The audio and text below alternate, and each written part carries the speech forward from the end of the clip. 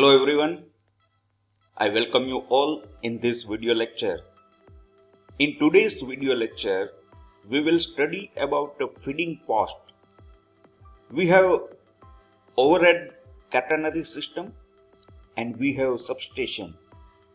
There might be certain distance between overhead catenary and the substation.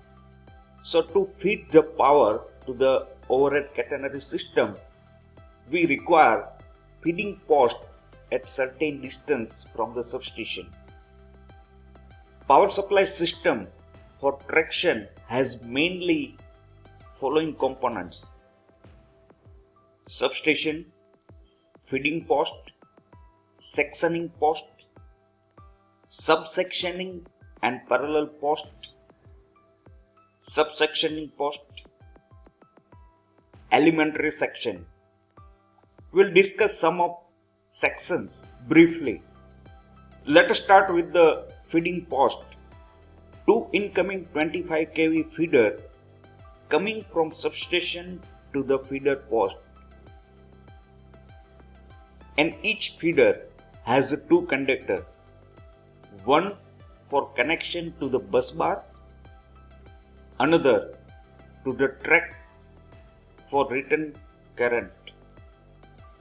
We can see the typical layout of the feeding post, which is normally kept at 2 km away from the substation, and mostly it is remote controlled. We can see 25 kV 2 incoming feeder, and it has a two set of bus bar. So with the help of input and output side circuit breakers and bus couplers, bus bars are connected together. Four interrupters are used in case of double track. We can see that we have double track, one for upside and one for downside. So we use four different interrupters. Interrupters are nothing but a circuit breaker, but without protective relays. Then we have feeding and sectioning arrangement.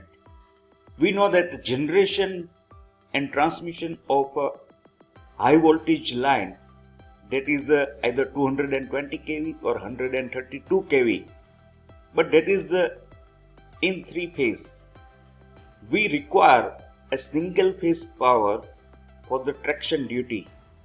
Now if we connect entire traction load to any single phase, then there will be highly unbalance of the load. So to avoid this unbalance,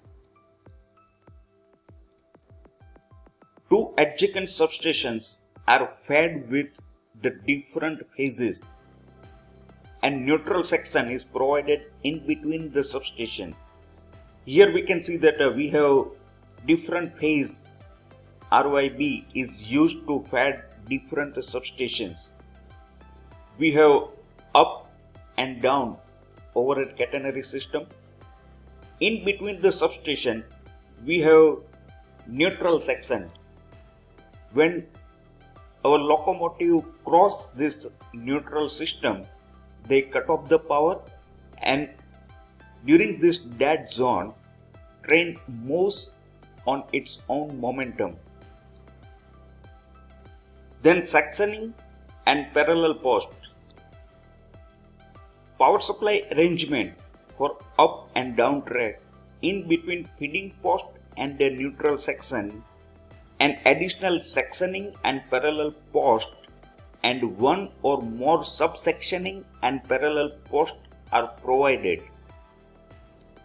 The purpose of this sectioning and parallel post, that is for the emergency supply in case if we have any interruption in the incoming 25 kV feeder. Then elementary section. When fault occurs, the distance between two subsection and parallel post kept 10 to 15 km is also seems too long with a view to ensure rapid isolation of overhead equipment and maintenance work. It is again required to subdivide subsection into elementary section. Two nearby elementary sections are separated by insulated overlap bridge by isolators. This section is manually operated on no load. We have certain auxiliary equipment on control post like lightning arresters to protect against the switching surge, auxiliary transformers to supply remote connected equipments, potential transformer, indication circuitry for giving information to remote control center regarding condition of supply to each section, battery and battery charging equipment for operation of remote control equipment, interrupters at each post. So this is all about feeding post and sectioning and subsection post.